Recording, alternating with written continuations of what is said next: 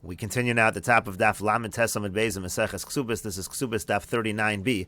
On the previous summit, the Gemara was discussing the payment that is made for the pain in situations of rape, and the Gemara wanted to know exactly what is the pain, and the Gemara had suggested that maybe we're talking about the pain when she's put onto the ground, and the Gemara says that doesn't make sense from the following brisa, because Rabbi Shimon's shita is that she actually does not receive a payment of pain. Why? Shesofa lihitztar tachas bal. He says that in the end she's going to have the same pain anyway when she has relations for the first time with her husband, and therefore there's no additional pain over here in the situation of ones. Rashi over here says, Shesofa litzdar v'yichibur al gabe karko. Now, if you think that the pain we're talking about is the pain on top of the ground, that she's placed on the ground, v'chisofa lichabet al gabe karka tachas bal, is that going to happen to her with her husband, that she's going to be that she's going to have relations when she's on the ground? That doesn't make sense. Obviously, there's some other kind of pain that we're talking about over here. And the Bryce over here continues, Amru lo, they said back to him, again, this is a response to Rabbi Shimon's shita, Eino doma nevelis ba'ones lenevelis baratzon. You can't compare having relations by a situation of rape to having relations willingly, and therefore the idea that there's going to be the same pain with her husband, that's not true at all, and therefore there is an additional element of pain over here. That's what the Rabbanan respond. And so the Gemara continues, you're right, the pain that we're talking about is not the chibud al gabe karka, it's not that she's getting knocked onto the ground. Elo Amar Rav Nachman Amar Rabba bar Avua. Rather, Rav Nachman says that Rabba bar Avua says that tsar shel pisak haraglayim, we're talking about the pain when she has to spread her legs. It's that pain that we are referring to. V'cheinu Omer, and likewise the pasuk says v'tefaskes raglayich l'chol over, talking about the fact that she spread out her legs for everybody who would pass by. And in any case, that is the pain that we're referring to over here. But the Gemara says, if so, mefuta nami, doesn't that pain exist by a woman who is seduced as well? Why is that limited to a case of onus, to a case of rape?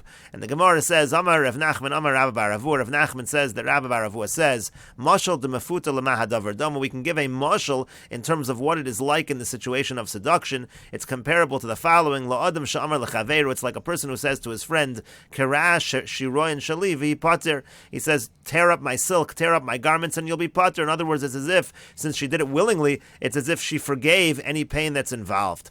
But the Gemara says, 1 second, Shali, what do you mean mine? Davuaninu. In this case, we've said already that the payments actually go to the father, so she can't just excuse the payments on behalf of her father. And so the Gemara says, Elo Amar Rav Nachman Amar Rabba bar Avua. Rather, Rav Nachman says that Rabba bar Avua says, Pikchos shebehen omros, the wise ones, they say as follows, Mefuta ein lo tsar, that by a mefuta they say that there is no tsar, there is no pain in a situation of seduction. And the Gemara says, what are you talking about? V'kachazin and the Isla, but we can see that there's pain. What do you mean to say that there's no pain? And the Gemara says, Amar Abaya says, Amra li aim, and my mother said to me, Kemaya chamime al reisha de karcha. It's the pain like the hot water that's poured on the head of a bald person, meaning to say that it's not a significant kind of pain. And the Gemara continues, Rava Amar, Rava says, Amra li bas Rav Chisda, the daughter of Rav Chisda said to me, that was his wife, she said to me as follows, Ki rivda de chusilsa, it's like the same pain of the stabbing of a bloodletting knife. And the Gemara continues, Rav Papa Amar, Rav Papa says, Amra li bas Abu Surah, the daughter of Abu Surah said to me, and again that was his wife, Kinama akusha bechinchi, it's like the hard bread, the pain that the hard bread causes on the gums. And again, the point is that the amount of pain is not significant, and that's why there's no payment in the situation of mefuta. And the Gemara continues at the two dots. The Mishnah said, Ha'ones nosin miyad ha'mefata l'cheshayotzi v'chulu. It said in a situation of rape, he has to pay the fine immediately. But when it comes to seduction, he only pays the fine when he divorces her. And the Gemara asks, like Rashi mentioned, l'cheshayotzi, when he divorces her, he pays the fine. That doesn't make sense. Ishto here, are we talking about his wife? We're not talking about his wife over here. And so the Gemara answers, Amar Abaya, Abaya says, Eimo l'cheshalo yichnos. Rather, what you should say it means is that if he chooses not to marry her, then he pays the fine. But in a situation of mefat, if he chooses to marry her, then he does not have to pay the fine. And the Gemara continues, Tanya Nami Hachi, we have a brisa that supports this as well. Even though we say that in a case of mefata, if he doesn't marry her, then he pays the fine. But Bosha Supagam no sin miyad. When it comes to the payment for the humiliation or for the loss of her value, that he has to pay immediately. And the brisa also says, whether we're talking about a case of rape, whether we're talking about a case of seduction, she or her father can refuse the marriage. In both the case of onus and Mefata, they both have the right to refuse this marriage. And the Gemara says, Bishlama Mefuta. I understand when we're talking about seduction, Ksiv, the Pasuk says, Imoin Yemoin Avia, if her father refuses, so we see the father can refuse.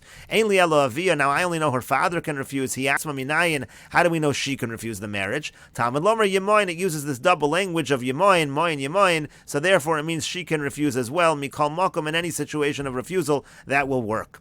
Elo Onus, but when it comes to the case of onus, of rape, Bishlama, I understand that she can refuse. Ksiv Velosia, it says that to him she will be a wife. Midaita, that means to say, willingly, if it's with her will, if she agrees to it, then she is his wife. So we see that she can refuse. Elo Avia Minolan, but her father, how do we know that he's able to refuse this marriage? Amar Abaya says, Shalo Yehe Chote Niskar. We don't want the sinner to profit over here. If he's allowed to marry her and the father can't refuse, that would mean that he's gaining from his sin, and therefore it is obvious that her father can refuse in a situation of onus.